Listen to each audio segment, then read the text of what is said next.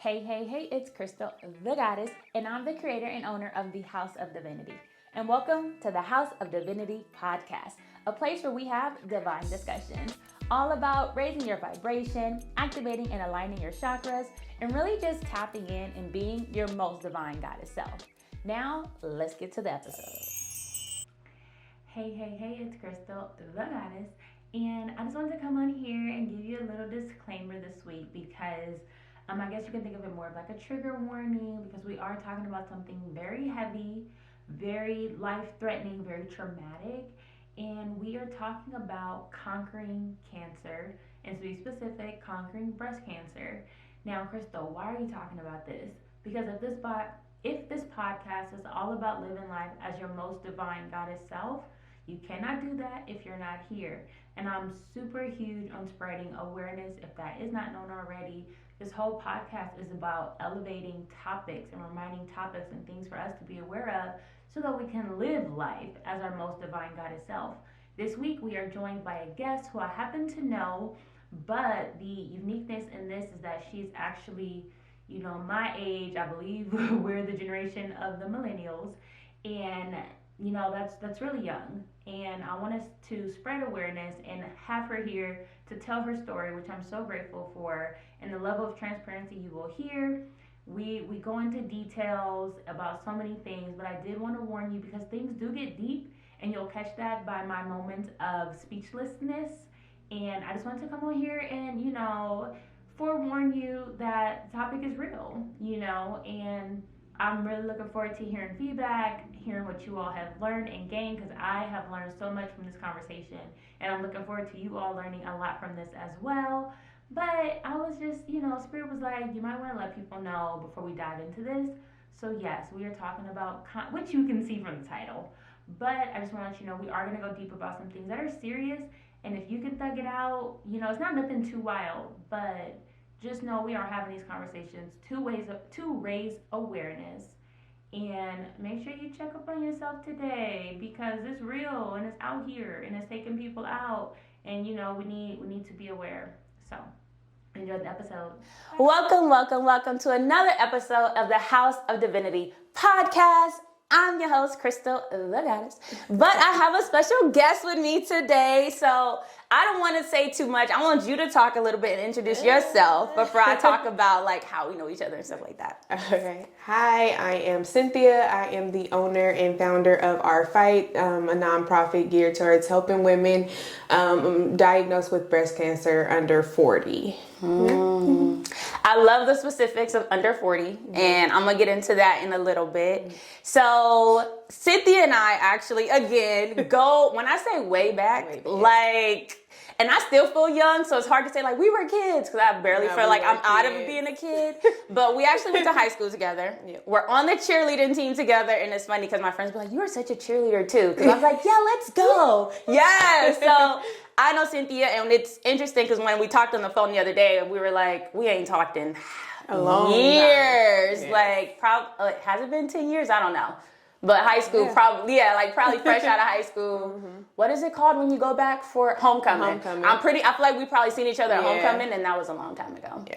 But I wanted to have Cynthia on because, like she said, she has a nonprofit organization, and that keyword of under 40 really stood out to me because, like I said, we the same age. Yeah. And this is such a huge deal and something really big for someone our age to go through. Mm-hmm. And so, this podcast is all about really just living life as your most divine goddess self. Mm-hmm. And I wanted to bring you on to talk about your healing journey as you went through that whole process. Mm-hmm. So in the spirit of the podcast, I love to start with gratitude. Mm-hmm. And so really just expressing gratitude for whoever and whatever. Mm-hmm. I'll start off by saying, I want to express gratitude to you. I'm just so grateful that you actually was like, yeah, I'm going to come on here and talk to strangers. But really just for the level of vulnerability that it takes and the transparency that I'm looking forward to us having in this conversation. Yeah. And really, to me, it's all about just having this conversation, especially like you said, with folks under 40. Right. So I want to extend gratitude to you. Thank you. I want to extend gratitude to you for having me, of course. But other than that, I'm just grateful for every day because when I got diagnosed, it was like, oh shit, am I gonna die? I don't know what's going on. Like, all your mind just starts going crazy. So every day is just a blessing for me. I love that. Yeah. Shout out to, look, every day, seriously, every morning I do gratitude before I get out the bed. That's like part of my routine. And I don't know, I thought about this recently because you know my mom transitioned, you know, back then. But I really think about, like, I don't know if people know how much a privilege it is to really wake up every day, because my mom passed when she was asleep, like in her sleep. I woke up before her, went to church, and then got the news. So it was like, yo, she really just didn't wake up the next day. And so when you said like just every day, that really like is hitting home. So I want to go ahead and transition into our healing highlight. So the healing highlight is a part where I talk about maybe a herb or a crystal, just something that can be helpful along anybody's healing journey. And I wanted to shout out red raspberries. So I actually have some here. But red raspberry, have you heard of red raspberries before? No. So it's an herb. This herb is in capsules, but it's an herb that's really known for the healing benefits to the female body. And because we're talking about something so specific to the female like experience, I was like, this herb is perfect. And so it helps like regulate hormones. It's really big for like your menstrual cycle. So if you have like heavy periods, painful periods, this helps. Also with pregnancy. So it's known for like, if you're trying to lower the risk of miscarriages, which I've heard, crazily enough, a lot of women, again, our age, have been experiencing like multiple miscarriages. So this is known for that. And then like nausea that comes with pregnancy. And then even outside of all of that, it's known for being like an energy booster. So I was like, red raspberry, I'll show y'all. I'll also put this on my site too, because this is from the Dr. Goss brand. Have you heard of him? Okay, no. He's in Compton. Oh, actually, yeah, I have. My grandma used to work there a long time ago because she used to bring home like CKLS. Yes, I have some of that too. So yes, Dr. Goss just passed away recently, actually. Really? Yes, but he has his shop still in Compton to this day. And so I have a few of the herbs because I'm a part of whatever their team is that are able to like second sell the herbs. Okay. So I'll add this to the shop at House of Divinity by KTG.com. Search red raspberries. I will put it up there. But I remember even as a child, I used to have like painful cramps. And I remember my aunt recommended it because she was giving it to my cousin. So that was the first time. Again, going back to high school. That was a long time ago. It was a long time ago. And I forgot all about it till I was at the Dr. Goss shop. And I was like, oh, shoot, I remember it. So I grabbed them because, you know, these periods, these menstruals, they take us out sometimes. So I was like, let me get these for the girls. Okay, so it is good to know. So if you do have like any friends or whoever who has like real bad periods, try it. I was never consistent because I always hated like pills because it was a capsule, especially in high school. I was like, I'm not. So I was never consistent. But if you know anybody, look, I'm like, I need to get some people to try it out and let me know how it goes. I want to go ahead and transition into our dynasty discussion. So the dynasty discussion, I always call this the meat and potatoes of the topic of the day. And so like I mentioned, you starting this whole organization under 40, but not only starting it, the fact that you went through what I consider a traumatic experience. What I don't like, I feel like traumatic is a dramatic word to use. And I even Googled it because I'm like, are you being extra? But traumatic really, like what it said was like, it's an emotional distress type situation. And I was like, absolutely traumatic. Right? And then to me, it also makes me think of like, it's a life-threatening, like you said, you had that fear. And so I wanted to start from the beginning of this journey of being, number one, you already mentioned it, but like breast cancer. So you found out you were diagnosed with breast cancer. How did you find out? So I think I was in the shower and I was just washing up and I kind of just felt something.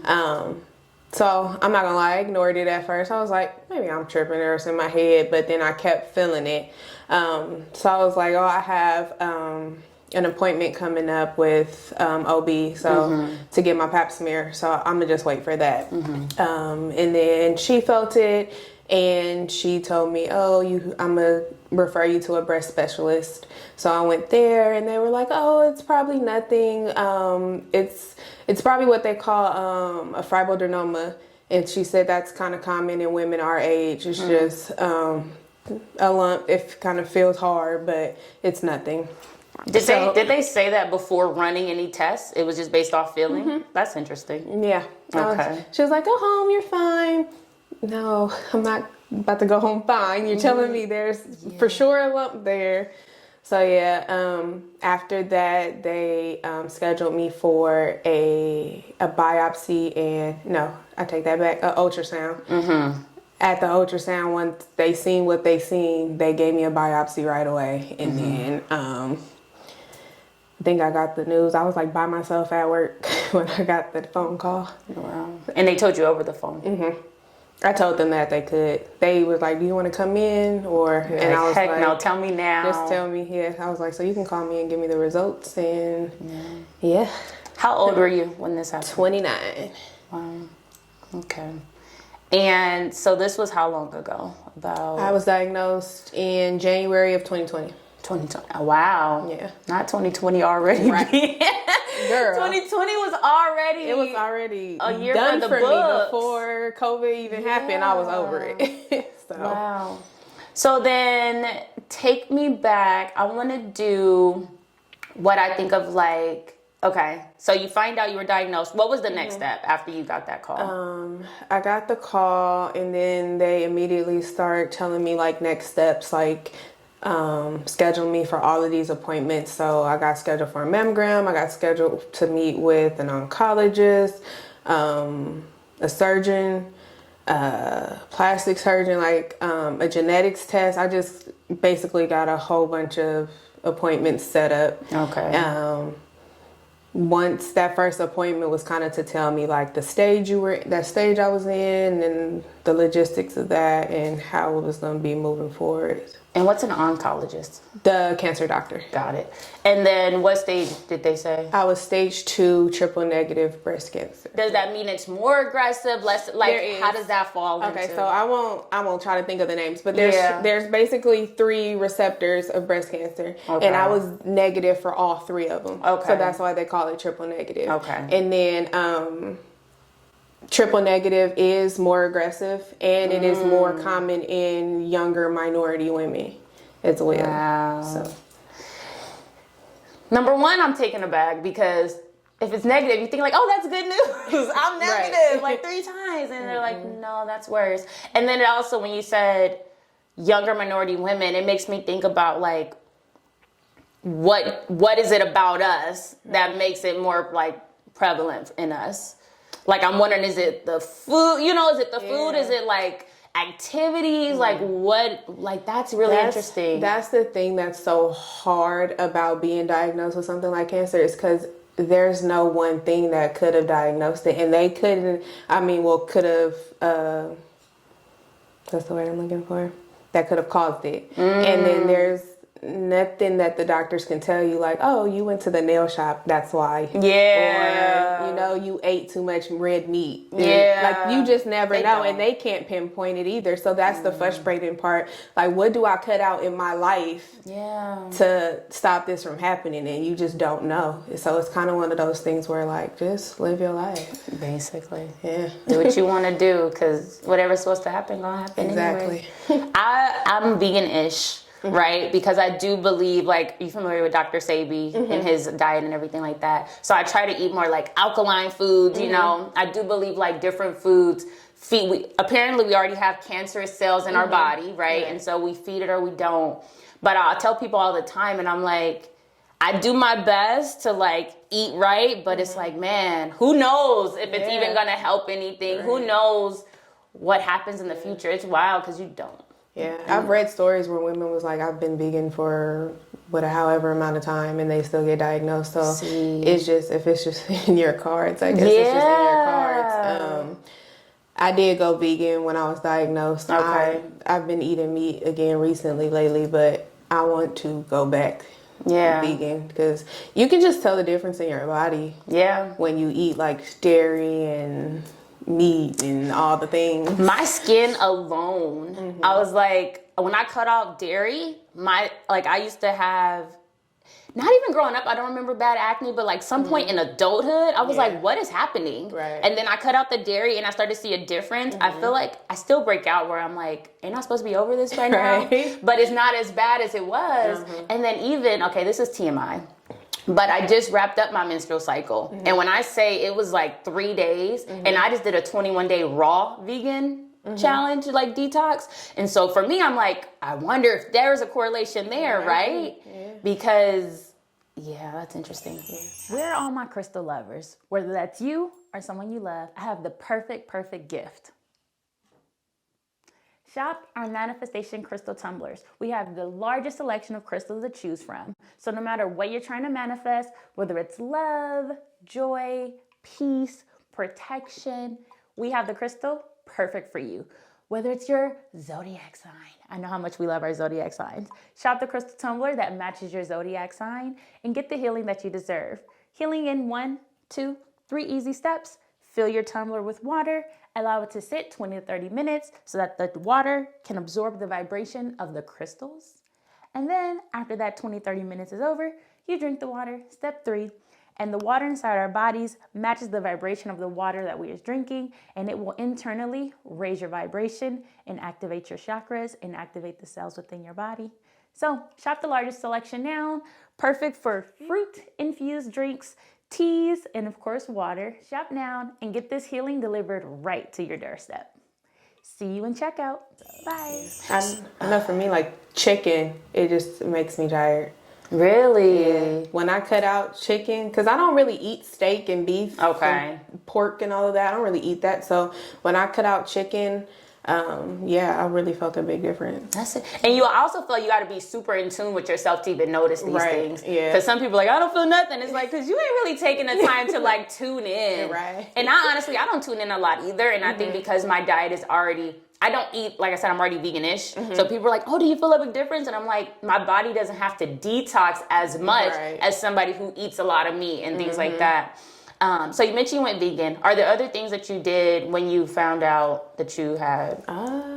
No, I just cut out. I changed my diet, obviously. I stopped eating any and all junk food and chips and all the things, candy. I wasn't a big candy eater, but I cut out all the sugars. I cut out soy, so anything that had soy, anything on the back, I wouldn't eat it. So I did that, and then surprisingly, I started working out more.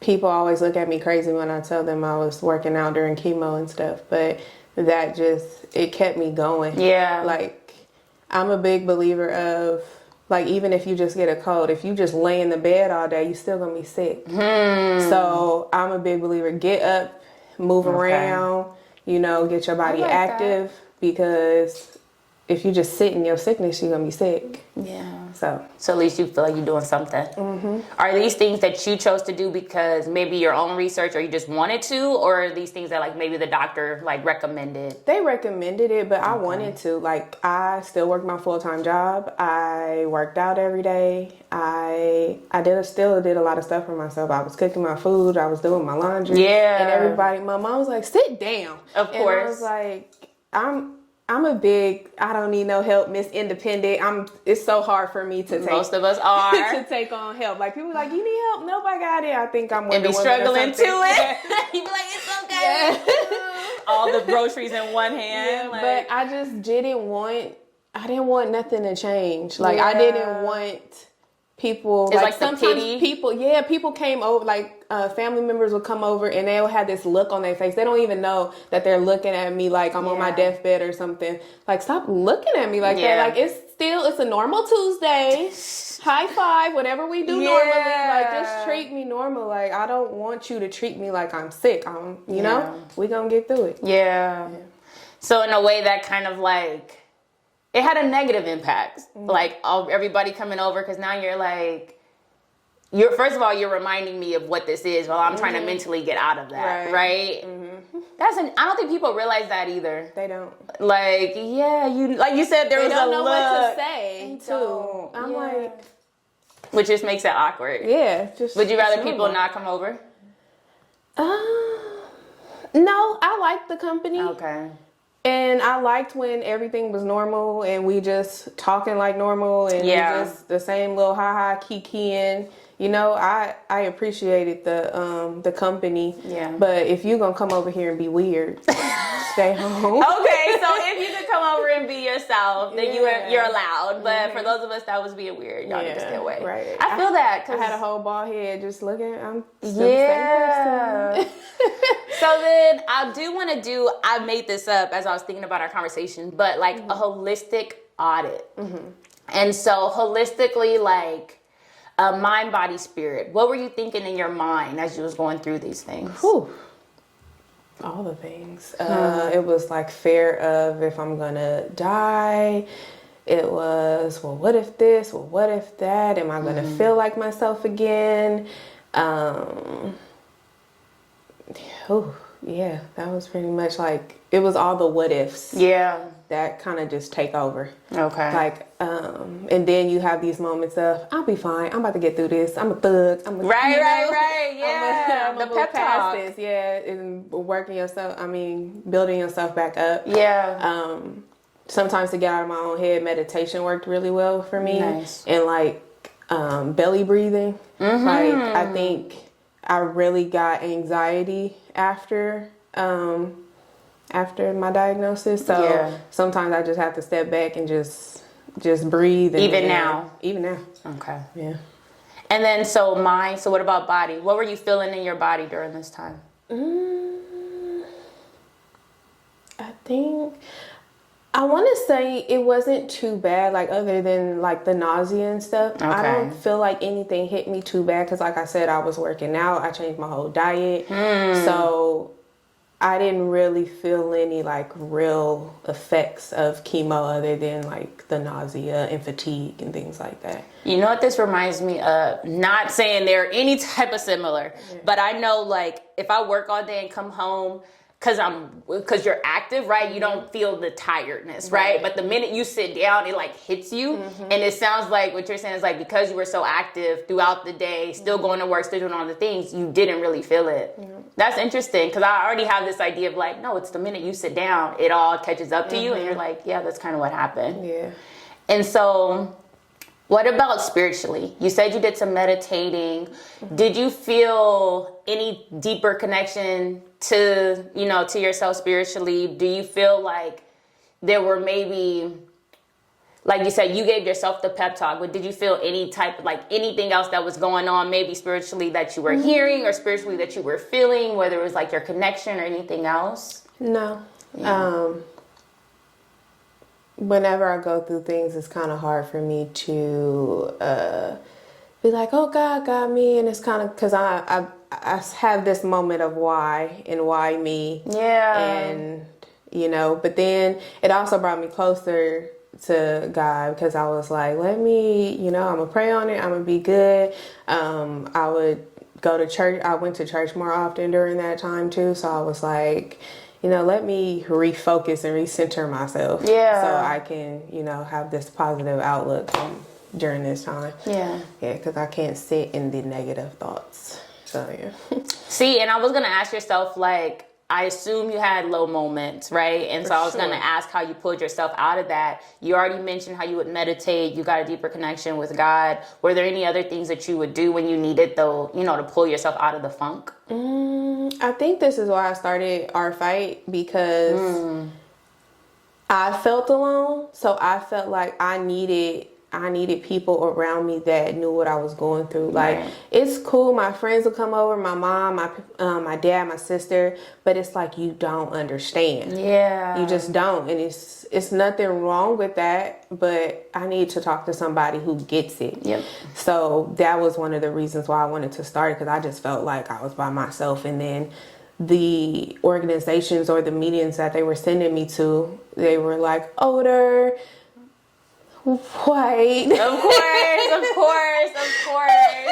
You're like, nobody looks like me. So even that experience wasn't the same, because they have a different experience. Exactly, because they're older. They probably had kids already. I don't have kids. So my whole journey started off differently because I went through the IVF process of freezing my eggs before I started chemo, because chemo can mess up your ovaries. Wow. So I was like, I'm not starting chemo until I do this process. So I froze my eggs before. Okay. And then I know people that are my age, obviously, that have kids, but that's just not the case for me. And I obviously want to in the future. So, yeah. Was that your idea, or did you do research, or is this like they were giving you the information and you made a decision of like, okay, wait, this is something I need to do? My best friend's mom actually brought it up. Okay. And then I kind of, to be honest, I couldn't do no research, and I'm so thankful for my tribe. Like, my first doctor's appointment, I probably had 8 people in the room with me, and they all had their own list of questions. Oh, your tribe. Yeah. Got it. Okay. They all had their own list of questions, because like I would break down every time I started looking up stuff and reading, and it's just a lot. You becoming a Google MD, and it's too much. So they kind of did all the research and asked all the questions for me, and I kind of would look into it a little bit and decide if I wanted to do it or not. So yeah, when she brought up that, I definitely wanted to do it. And then a law had just passed that year, January 1st of 2020, that your doctor has to pay for that procedure, like freezing your eggs, if you get diagnosed with something that could possibly prevent you from having. Wow. So you didn't have to worry about any of that. Wow. How was that process? It was a lot. Yeah. Yeah, it gave me a whole new respect for women that have to go through that journey. Yeah. And aren't able to get pregnant, because I was having to take all these hormone pills and stick give myself the shots, like all the things. I was going and getting my blood drawn like every other day. So it gave me a whole new outlook and respect for women that actually have to go through that journey. It's a lot. I would have never even thought about that. So shout out to the person in the tribe that elevated that, because I would have, and I've never heard that. And I don't think, I've known a small number of people who have actually gone through chemo and that whole process, and like to be able to even be an adult like this, to have the conversation. And so I've never heard that, but I'm happy that somebody elevated that for you. So we were talking about you going through the journey, what it was like when you first got diagnosed. You told us how you had a lot of meetings, you had your tribe behind you, so I love that. I'm curious about how long was your experience with chemo? How long did that last? I was diagnosed in January. I went to a wedding, so it was funny. I was like, I'm going to that wedding, so y'all gonna start after that, because I need my last little hoorah before I start this. So I started, I want to say the first week of March in 2020, and then I was done mid-July, beginning of August. In the same year? In the same year. Okay, explain what happened there. So that seems like that was a little bit of time. So I went to chemo once a week, every week. And I had doctor's appointments in between times, and my tumor has shrunk a lot. Triple negative breast cancer usually responds really well to chemo. Got it. Okay. So it shrunk a lot. So they were like, we're pretty good. We don't need to, add any more.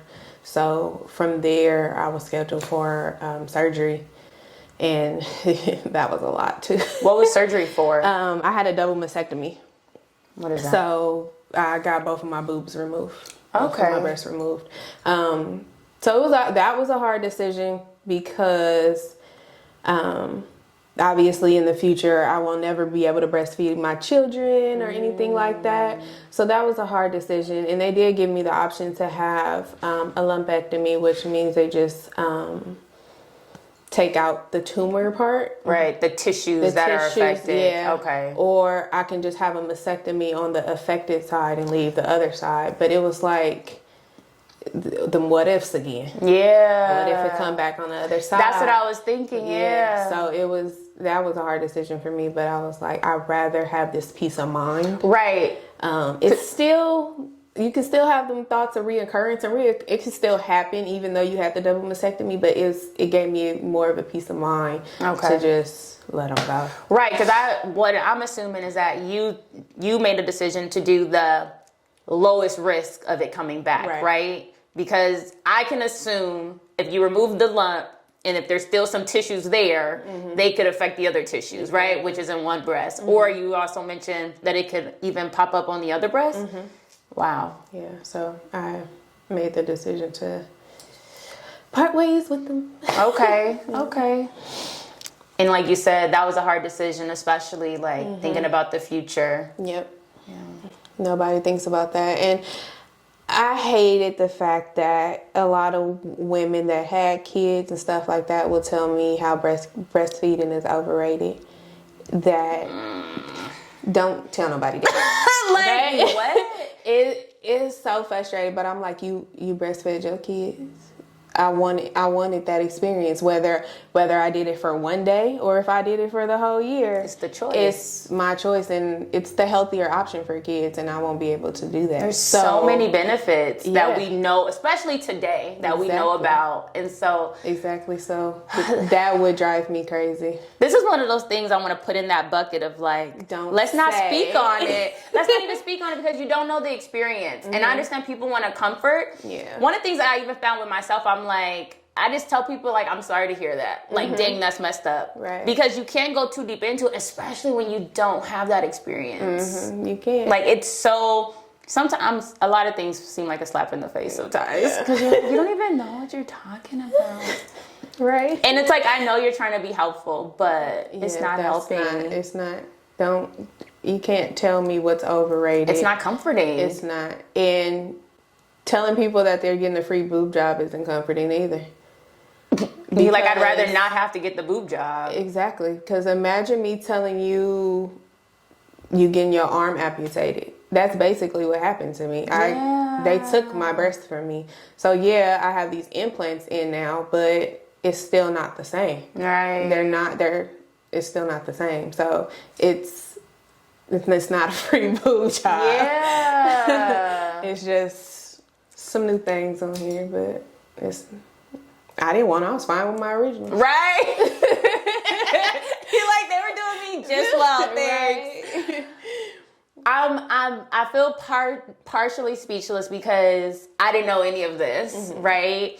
And I think a big part of it is going back to just the conversational aspect of like you and I being able to have this conversation to spread this awareness of like some of these things we think we're being comforted. Like it's a positive impact. Now, what is it? The positive intent is there, but the impact is so much heavier than what we think. Really so is. for me, it's like that reminder of like, think before you speak, which I'm even trying to do like in this conversation, if I'm being transparent, because I don't want things to come out a certain way, or even if I'm trying to make connections in my mind of like, okay, I hear what you're saying. This reminds me of something similar, just emotionally, but also I'm a big believer of like, two people that have the same experience will never have 100% identical experience. So there's no way for us to really fully understand what somebody is going through. No. Like one of my friends that was diagnosed with breast cancer, she caught hers really early, so she didn't have to go through chemo.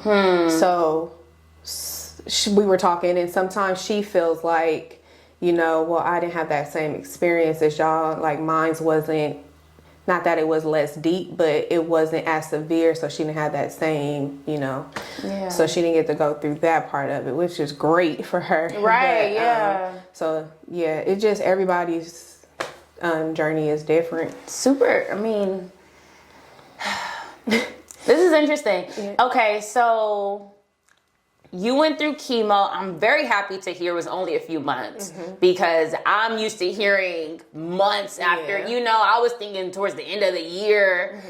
So you had a short experience. After you finished the chemo, you said you had a schedule to do the breast job was after that? Double mastectomy. You did the double mastectomy, and then after that, you went in to get the boob job. Yeah, that was almost a year later. Okay. It was a while. They put these things in called tissue expanders. In your body? As like in your boob area. Okay. After your double mastectomy.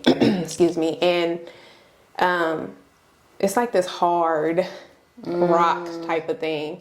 And basically you tell them how big you want your boobs, and then you just go in and they fill them up little by little to like slowly stretch your skin back out. Oh, okay. But then you have to leave them in for a while, and then you do your reconstruction surgery. So that's why the time frame was that long. Okay. So I wasn't completely done.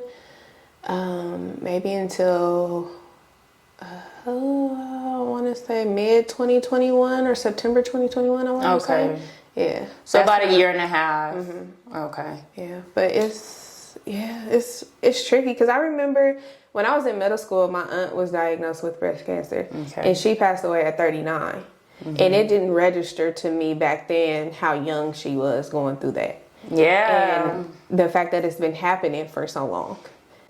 And now, like, starting our fight, I'm like, oh, it's a lot of us out here. Not too many, but it's a lot. And like, even for the women that, you know, had moms or aunts and stuff that went through that, I'd be like, have you had a genetics test? Go see if you have the gene. There's a gene. Yes, there's two. There's a BRCA1 and a BRCA2. Those were like, BRCA gene is like the main one that means that you're most likely have breast cancer. Really? Yeah.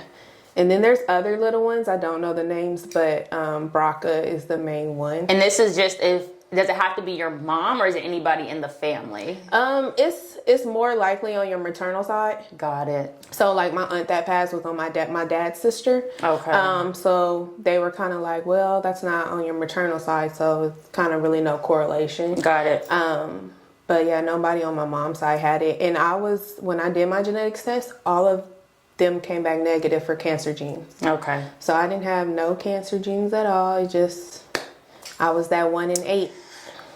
1 in 8 is still like, that's common. Yeah. And even like you said, like, you don't think about it until you start to think about it. Like if I really sat down, I probably could name up to 5 people. Like now names are popping up of like women I know that have experienced it, right? Some that have transitioned, some that have not. But when I think about it, I'm like, wow, this actually is a lot. Like, this is more than 6 degrees of separation. And when you say 1 in 8, I think if I lined up 8 people. One of us. Yeah. And now I'm thinking, I never heard about the gene.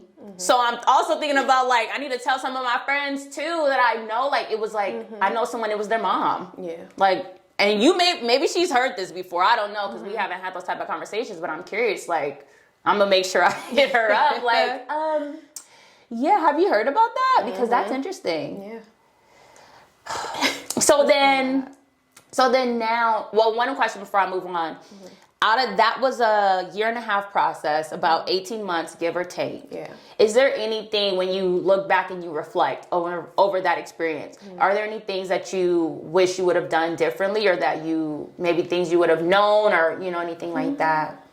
No. Yeah. To be honest, no. I feel like I did all the things that I wanted to do, even still. I still stayed active. I stayed away from people because of the pandemic. Obviously, I didn't want to get sick, so that was a little tough. Luckily, I think I had a couple chemo sessions before the lockdown. Okay. So I think my mom and my best friend, I think I had maybe 3 sessions before they were like, I think the 4th session, they turned my mom right back around. It was like, Oh, got it. So all the rest of them, I had to go in there and thug it out by myself. It's fortunate that you were able to have your mom and, you know, those people there at the beginning. Yeah. Because I can't even imagine to start this process by yourself. I know. And talk about the impact that would have had of like, I'm already freaked out about all of this stuff. And I can't have nobody here with me. Yeah. So I was lucky in that sense. But, yeah, it was a lot. And you were going once a week, so that's a lot of time to be there. Yeah. When you're there, what does that look like? Because I know you told me you started our fight while you were actually going through chemo. And so I'm curious too. I've only seen, I guess, images from movies where they're just sitting there. They like in a little... I haven't even seen a circle. No? No, I just seen people in the room. And actually, I might have seen clips that people have posted of their loved ones that have gone through the process. But it's there. You're connected. Is it like an IV? Yeah. So I know some people get a port put in their chest. What is a port? It's like a device that they put in, and then they connect your IV to it, and it goes into your system. I chose not to do that because that was another like little surgery thing that they put, and I was like, So me and my You're veins, like limit as much as I can. Yeah, me and my veins thugged it out. They gave me hell at the end, but Okay. I had one right here at one point. Like they would just wherever move it around? whatever they could find. Yeah. Why do you have to move it? Like, why would I need to give this? So I would switch arms because I went every week. So I would switch arms just to give one arm a break. Do you bruise? Yeah. Okay. So I would just, and then sometimes I guess they just didn't want to cooperate, so they would have to find other places to put it. So yeah, like I said, I had one in my hand. I was gonna say, I think before. sometimes you go to the doctor. I had one and in my hand. Yeah. So wherever they could get one in. But as far as the chemo room, it was like a little sweet. It was.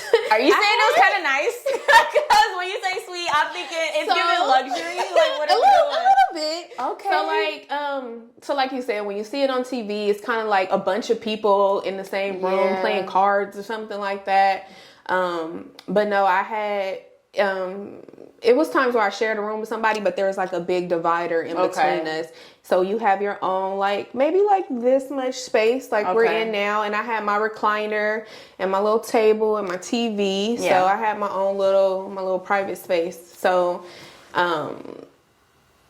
it was nothing like you would think that, or what you would see on TV. It was nothing like that. I had in my a good own way. little area. Yeah, in a good way. Yeah. And then how long is it? An hour? How long are you there? It depends. So some days I would be there for 2 hours, and then some days I would be there from 4 to 5. Why?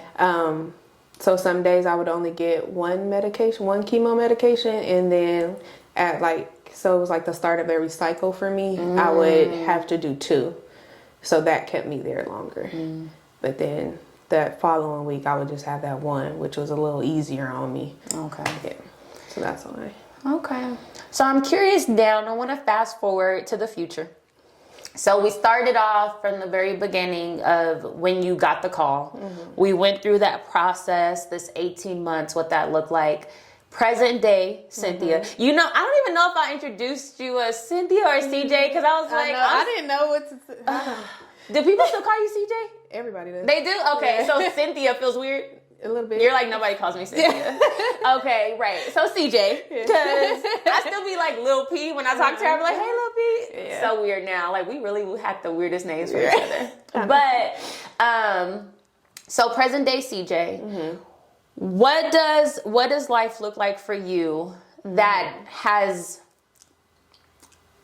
that experience shapes who we are, right? Like every experience shapes who we are. So that experience shaping who you are, what does life look like for you having gone through that? Are there things, like you said you were doing meditations then. Is that something you still do? You mentioned like you got really close to God during that process. Is that something that also rolled over? So I'm curious, what are some things that are a part of who you are now that maybe were not a part of who you were before that experience? Meditation is definitely still a part of it. I probably kind of fell off on my church going, but I'm trying to get back. You're like, I'm good, thanks. I still pray every day. I still wake up. Thank you for another day. Yeah. But at the same time, it was kind of like I had more time because we was in a pandemic. I had nowhere to go. I was working from home. So it was kind of like I had more time to like, focus on those things. But I definitely do still meditate. But CJ now, it's still a struggle. Like nobody talks about life after cancer. They like, oh, you good? Yeah. Okay. No, I'm not. Because now I'm sitting in it and I'm thinking about all the emotions kind of just rush to you once you're done, because it's kind of like you're just going through the motions during that time. And then now I'm like, what now? And then it's also the constant reminders. So like I choose to keep my hair short. I ain't growing it back. Yeah. But still, sometimes it when looks I look so good too. So you're like, you. oh no, this works. Yeah, but sometimes I'll look in the mirror and it'll hit me. Like I'll have that reminder. Like I'll miss my hair in that moment, or like I'll be checking my boobs and just see the scars, and it's like a constant reminder. I have a cancer medication that I have to take once a day. That's a constant reminder. Like you still have all of these reminders. So I would say it's adjusting to your new normal. Life doesn't just go back to what it was pre-diagnosis. You have to learn how to adjust to your new normal. Like, it's never going to be the same. You're going to have these oncology appointments every 6 months or however often that you have them. So it's kind of like, oh shit, I got an appointment coming up. Is it a reoccurrence? I don't know. Man, it come back? I don't know. My arm be hurting. I'll be like, what's that? And it's nothing. Any little thing is like, what's wrong with me? What's wrong with me? Yeah. But then you go to your oncology appointments and they're like, okay, you're good. And I'm like, it's a sign of relief. But then like 3-4 months later, right before that next 6 months appointment, here it come again. You feel it, yeah. So it's a constant journey. You have to just stay positive and just keep focused on what you want to do or things that keep you, grounded because it's no turning back. You just have to adjust to this new normal, this new finding yourself again. Yeah. Because I admit I lost myself. Yeah. I was adjusting to my new body and all the things. Everything was weird. Yeah. And I was put in menopause while I was doing chemo. So I started having hot flashes. It was a lot. That is a lot to process mentally while I'm sitting here. So I can't even imagine to go through. It was like you just fast forwarded through a lot of life experiences, right? Because IVF, we don't think about that until, I hear about older folks thinking about, I'm saying older and I'm thinking 40. And I mean older as in older than us, right? Because I look at, I don't know, I like the different in my mind, I like breaking up the decades, right? Yeah. So I hear or I see more of like 40-year-olds that start to talk about IVF. Right. Menopause. I'm like, I had to Google that recently. I was like, what age are you supposed to have menopause? Just because I was curious. Like your mid-40s, I think. Is it? See, I was thinking like 50s or 60s. I'm like, when does that start? I want to say like maybe mid to late 40s. Okay, so you fast forwarded, boom, you had to go through that. So what they did was they would give me this shot that basically put my ovaries to sleep. So basically my ovaries stopped working. So my body felt like it was going through menopause, because when you go through menopause, your period goes away and all the things. So I didn't have a period my whole time, and that was to protect my ovaries from the chemo. Oh. So because I was telling them, like, I still want to try to have a baby the natural way. Heck yeah. Ain't nobody paying for no surrogate. I already can't breastfeed. Like, let me carry my baby. Yeah. So that was one of the things they did to protect my ovaries during that time. Yeah. Okay. That's a lot. Yeah. So one of the things you mentioned earlier was about the anxiety. Mm-hmm. Is everything you explained about like going to the doctor, that's part of the anxiety that you were referring to? Mm-hmm. Yeah. And like I said, the constant reminders, like you have these moments of, oh shit, what if? Yeah. So it all kind of connects back to that. Yeah. And you said something I really want to highlight on, because you mentioned one of the things that you have to do post this experience is remind yourself of the things that keep you grounded. Mm-hmm. What are some of those things for you? I admit I fell off for a while because I kind of got in this, I don't want to say depressed state afterwards, but I just kind of got in this funk of what now, and so but working out keeps me grounded. I like doing yoga too, and like I said, meditation. Okay. Those are things that kind of like just make me feel like myself again, or make me feel healthy again, because I had this moment of just letting myself go, like I'm not doing nothing. It's just a healing process, because it's kind of like, what now? What do I do? Like, What motivates you? Because I'm just also like, wow at how transparent you are. Mm-hmm. To put all of this stuff on display, right? To put your experience on display. To talk about breasts, because we don't talk about breasts. Like this is a whole thing. Did you take your breasts this month? And I didn't. But I will. But like, I don't even think I've said breast this many times in one like sitting. But what motivates you to step up and have like lead this conversation? The other women, the women after me, the women like my aunt before me wasn't able to tell their story or didn't have enough time to tell their story.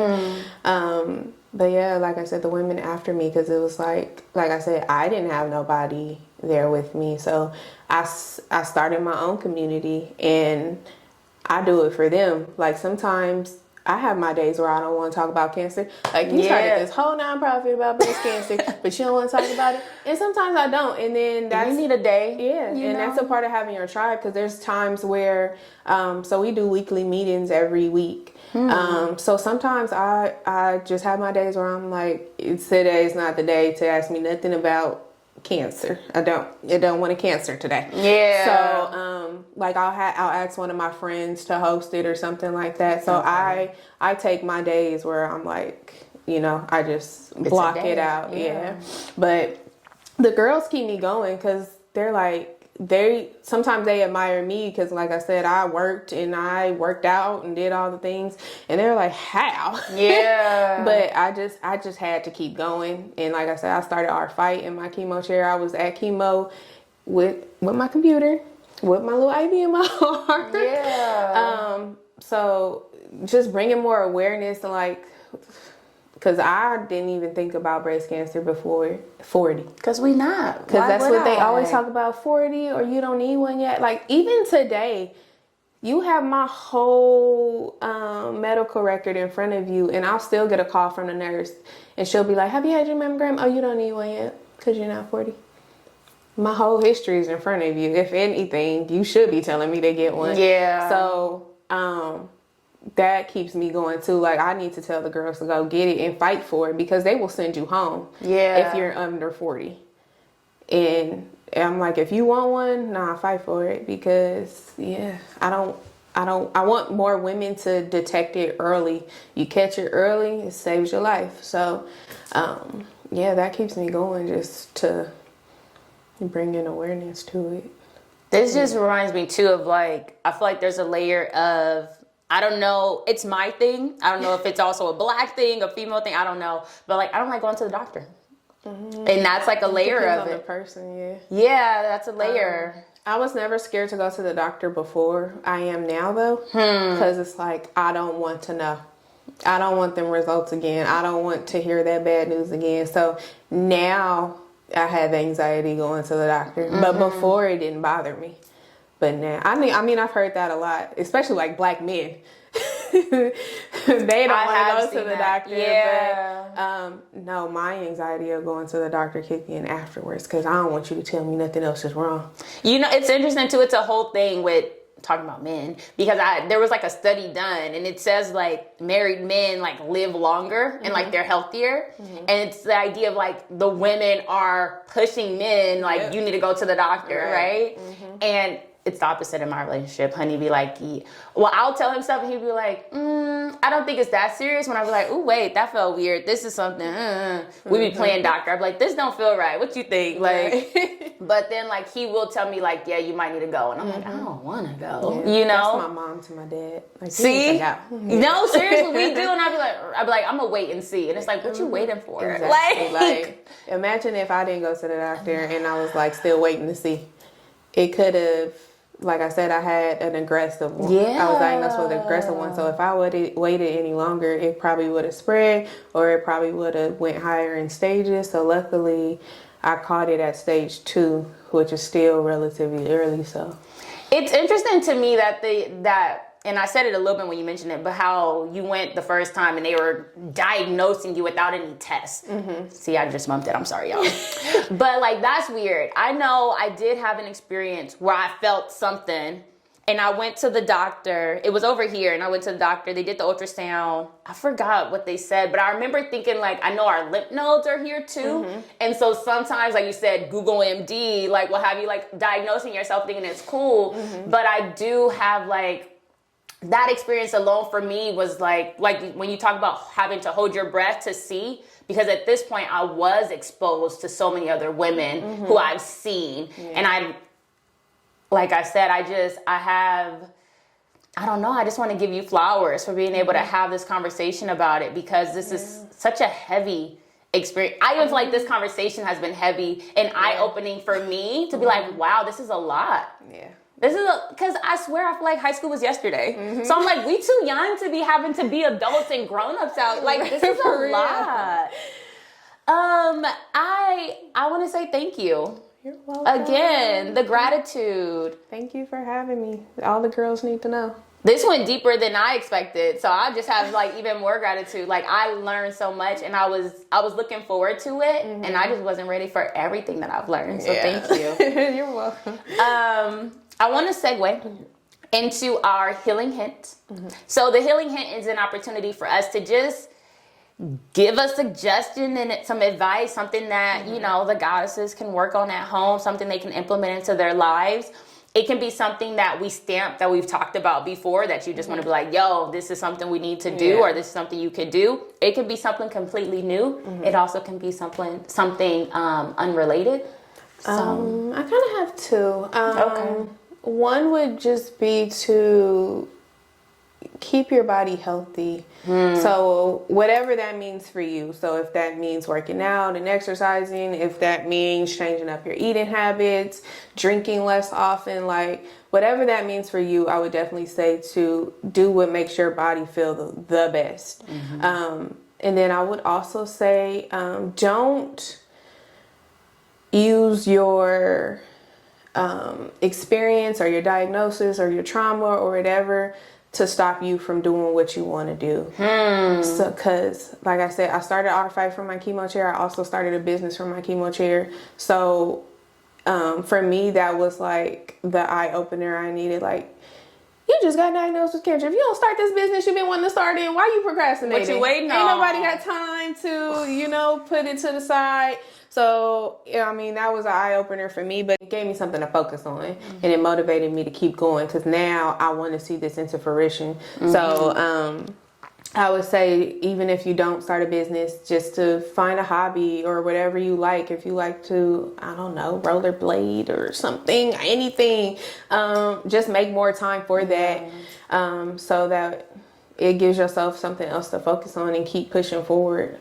And I'm thinking too, like, passion is such a huge motivator, because like, I started this podcast, but even 2020 is when I actually started entrepreneurship as well. And I never seen myself as an entrepreneur. But when I tell you, like, I risk my sleep to work on this business, it's when they say it doesn't feel like work, it really doesn't. Because even just my ideas, like, I just be writing down my notes, and I get lost in it. Like, Honey told me this week, I took the week off, and he's like, I'm surprised you haven't been working as much. But I told him, I said, I go so hard when I'm going hard that I told myself, like, no, it's time to rest. Yeah, remember to rest. Yes. And so, but passion is a motivator that I don't know if people realize that, how big that is, because I'm not tired. I ain't tired. I'm up until 11. I'm up at 3:30 in the morning. Like, when I'm in, because baby got goals. Like, exactly. I realized, I was like, I had to make the time, right? So I was like, no, I'm up and I'm doing the meditations in the morning. So I love that advice about like having something passionate, right? Having a hobby. Look at everything you got done just from sitting in that. That was like being still in that moment, right? Forced you to focus and tune in on that stuff. I kind of joke about this all the time. I'm like, God, you could have sent me a DM if you wanted me to start a business or start our fight. Like, you could have, send me a little text message on the side or something. But, you could have came in a dream. Like, you need to start this. You could have, you could have just slid in my DMs and let me know. But, it was a part, why not me? It had to be somebody, so why not me? I had to go through my journey. That way I can help other people, so. And I've said this a million times to you on this episode, but also offline, that like, it's the under 40 for me. Yeah. That's what it is for me, because it's so important. Yeah. It's so important. This is a real thing. It's happening to real folks our age. And we think it ain't gonna be us. Yeah. We think it can't happen. Like you said, even the doctor's calling you saying like, oh, you're under 40, so no, don't worry about it. No. I'm still, little does she know. Obviously, she didn't check my chart. Obviously, she just calling numbers on the list. Little does she know I didn't been through all the things already. But I don't want to go through it again, so schedule my stuff. Right. Don't be taking me out the line. And you said 1 in 8 women get diagnosed with breast cancer. Mm-hmm. And obviously, minority women get diagnosed at later stages. Mm-hmm. And pass at greater rates because, you know, we don't have all the information or our doctors are sending us home. I was going to say. We're not doing our self-breast checks. We're not, you know, all the educating ourselves. So that's what I'm here for. To let you guys know. Okay. So you asked me if I checked my boobs today and I didn't. So before we segue, what am I supposed to do when I'm checking? So, because I'm gonna do this when you leave, so I need to know. So I guess you can just look in the mirror. You can do it lying down, or most of the time I think I do it in the shower. But my anxiety, I'll be out at a restaurant like, hey, you don't care, yeah. But you just want to lift your arm up and go around your armpit just to feel for anything. Because like you said, your lymph nodes can be enlarged too. Yeah. So you want to feel in your armpit. And then you want to kind of just like use your like fingers to like circle around. Circle around your breast. And even check like this area too. Because it's lymph nodes up here too. Right, yeah. So I would check that area, and then the same thing on this side. Okay. For any lumps and bumps or anything that just feels unusual. I'll go in depth later. I was like, okay, Crystal. It can also be like any leaking from your boob, or if you have like a red, kind of like a rash, or maybe your nipple looks kind of like indented or something like that. Okay. Those are also signs that it could be breast cancer. So it doesn't always come in the form of a lump. Okay. That's also good to know because we think it's only lumps. Right. I remember my cousin had a surgery when she was in high school. Again, I was younger, so I don't remember what happened. I just know she had a surgery because they found something in her boob. Mm-hmm. And I remember reaching out to her a few years ago to ask her. Again, this had to be because I was seeing more people around me that were, you know, being exposed or at least diagnosed. Mm-hmm. And so I remember reaching out to her and she did tell me like it wasn't cancer, but it was what's the benign, right? So like not cancerous, but it was there. So I remember, I think they went like through her armpit type of thing and got it out. But I just remember like, for me, I'm just like going back to like, yo, what happened? Because there's so, like you said, so many things happen when we're young and we don't even realize what it is. And so now we look, well, for me, and now I'm like, oh shoot, I just told Honey last night, I said, I need to reach out to my aunts to ask them about my grandmother, who I remember she was in the hospital, and what was that about? And you know, like, there's so many questions. Yeah, like even if it's not breast cancer, just knowing your family history, period, and staying on top of that. So like if you know high blood pressure runs in your family, why are you eating that salt, ma'am? Because it's tradition and this is what we do. Right. So it's a family recipe. Yeah, so if anything, like I said, it makes you become in tune with your body and like this don't feel right, right. So knowing your family history in any aspect is a plus. That's a big one. And I've been real big on like my ancestry lately. And so that's kind of where those thoughts came from. But man, medical history, so many times we'll be at the doctor and be like, I don't know. Like I don't know nothing.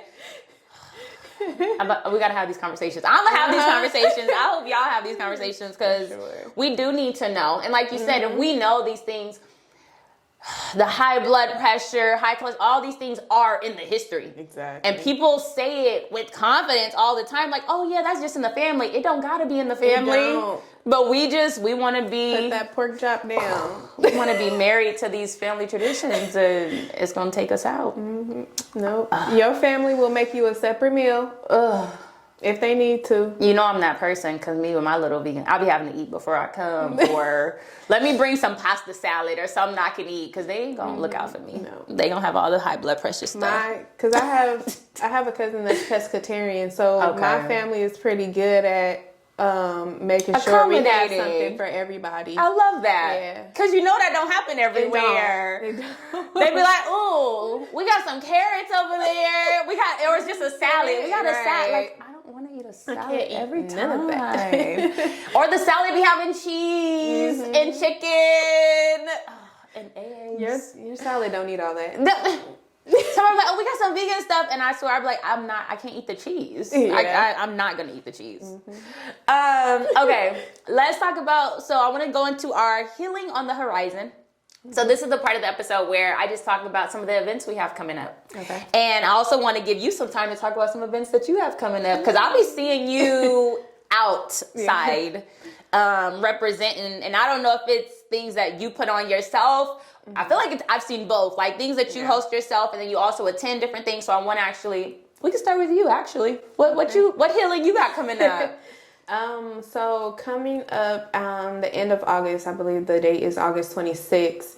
We are doing a breasty brunch and shoot. So for the past 2 years, I have put on a photo shoot for women either on their healing journey, life after cancer, or still going through treatment, just to give them a time to have some self-care, self-love, take some pictures so they can feel like themselves again, you know, a little modeling, and then have a little drinks and get to know other women around us. Because like I said, my breasties, I don't know what I would do without them, because like I said, they know exactly what I'm going through and what I'm talking about. Like I said, I can talk to other people all day, but they don't understand. Right. They will never understand. Yeah. So my breasties mean everything to me. And so I want other women to come together and find, if they don't have a breastie, or just find their community of women that knows exactly what they're going through. So yeah, it's a time to mingle, have fun, take pictures and all the things. Nice. So that registration will actually be up on the website tomorrow. Oh, perfect. So by the time this drops, y'all can register. All right, cool. So I'm gonna share this out. Definitely register for that. And then also in October, we have our breast cancer walk. This year is scheduled for October 14th. Okay. So that will be up maybe sometime in July. Registration for that will start. So yeah, come out, bring your people. How does that work? I've never been to a breast cancer walk. How does that work? What do you do? So I just bring everybody together. It's just a way for us to bring awareness to, you know, everything. So all of their people donate, all the donations go towards, you know, our fight and our mission. So we can send out things like care packages. And if you're not going through treatment, I send out self-care kits. And there's a form on our website, and you can write down, like, it's specifically curated to that person. So no two boxes are going to be the same. So if you, depending on where you're at in your journey, like if you're going through chemo or you're going through radiation at this time, so your boxes will be completely different. So we completely curate them to whatever you're going through at that time. Okay. So the donations could go through that. We just do like maybe a mile and a half walk and bring awareness, have a good time. I'm hoping this year will be a little bigger and we can have some vendors and things like that. So yeah. Okay. By the way, I love breasty. Yeah. That's super cute. And I also just want to highlight and emphasize the importance of community. Yes. Right? Like, I've been really heavy on that lately. And so, like, just to know this exists, and you have me at the weekly calls. I was like, that's amazing. So I love that. Shout out to you. Some of the healing highlight, or the healing we have on the horizon for House of Divinity, you mentioned you like yoga. Yeah. We actually have a comedic yoga plus sound bath healing experience. Okay. Have you heard of comedic yoga? No. So Kemet having to do with ancient Egypt. So basically there are movements and poses that our ancestors in ancient Kemet did. These are poses that you see on the temples and the tombs in Egypt. And these poses actually help transfer the energy of the sun throughout the body. And so it actually helps you to like activate your higher self and get more in tune with like your your higher consciousness. And so for me, it's the seeing the same tombs that we are doing actually on the pyramids, and these tombs being related to the gods and goddesses of Egypt and things like that. Okay. And so we'll do comedic yoga. I have a practitioner coming in, and then we'll end with the sound bath meditation. Nice. So if you could make that, that'd be cool. Because I know we also talked about this a little bit, but this will be Sunday, July 16th. Okay. So, and then all my sound baths in July are all on Sundays. So the 2nd, we have a self-love sound bath meditation. And then the 30th is a Sunday. We have a self-care sound bath. Okay. So I will definitely make it out to one of them. yes, I would love that. I feel with the comedic yoga, I've been pushing that. I'm like, I did that with the practitioner, and I'm usually like hyper aware of like my surroundings where I'm like not fully relaxed. Yeah. But I realized I was so in tune with her, and I was like disconnected from everything else. I was just thinking like everybody should experience comedic yoga at least once. Yeah. Especially because we gotta get something together for the breasties to come out and experience sound bath. Yes, we need to talk about that too. Yes, that would be great for them. Oh, I would love that. Yeah. We need to talk. Let's do it. That's all I have. Do you want to tell the people where they can find you, where they can support? I don't know which platforms you want to highlight. You can highlight everything, but where can the people find you? They could find me on Instagram, Facebook, TikTok. But on Instagram is pretty much our main one, but you can and Facebook because they're all connected. Okay. But yeah, rfight.org is the website, and then rfight Inc. is the Instagram, and then it's just the letter R, and then fight Inc. I was like, yeah, because I know people are like hour, and they're not gonna find it. it. Hour. Got it. So it's a little play on words. I love it. Yeah. So the letter R with fight. And then on Instagram, that's it, rfight Inc. on Instagram. Okay. And then rfight.org is the website. Yes. All right, y'all. I'm going to say thank you again for being here. Thank you for having me. This was so exciting. Okay. I don't know why. I told her before we started, I was like, I just got real hot and real nervous. I was like, are you hot? She was like, no. I was like, okay, just me. Okay. And I don't know why I'm so nervous. I don't know. I just knew this was a serious conversation that I wanted to have. And I guess for me, like, I didn't want to miss anything or forget anything. Sometimes it's uncomfortable for people who don't go through it too. So, and I don't want to offend in any way. So I really hope nothing I said today, because it is like we highlighted the insensitivity, and then just the not knowing, intent versus impact. And so I also wanted to tread lightly around that. Which I'm not used to treading lightly. Like I usually don't. You're good. But yeah, y'all, that has been another episode of the House of Divinity podcast. Remember, you are a whole goddess out here, and it's always a great day to live as such. Thanks for being here. Thank you for having me. Bye. All right. Thank you so much for tuning in to the House of Divinity podcast, where we have divine discussions for the gods and goddesses who want to raise their vibration, activate and align their chakras, and really just tap in and be their most divine goddess self. Thank y'all for tuning in. Remember, we also have our e-commerce store where you can shop custom crystal jewelry, home and beauty healing essentials such as crystal facial rollers, candles that are infused with herbs, essential oils, crystals, and so many more things. Check that out at House of Divinity by KTG.com. House of Divinity by KTG.com. Also, if you are in the LA area and would love to join us for one of our healing events, LA is in Los Angeles, go ahead and go to House of Divinity by KTG.com and go ahead and pull up on me. Also, if you're interested, we have our goddess retreat coming up, so go ahead and check that out as well. I look forward to meeting you. Thank you. Leave some comments. Let me know what you thought of the episode. Go ahead, if you have a question about anything, you want to talk to me about anything, feel free to send me an email at houseofdivinity@gmail.com. I look forward to hearing from you in my DMs, in my email, in the comments, and make sure you follow us on all social media platforms. Thank you so much for your support. Until next time, bye.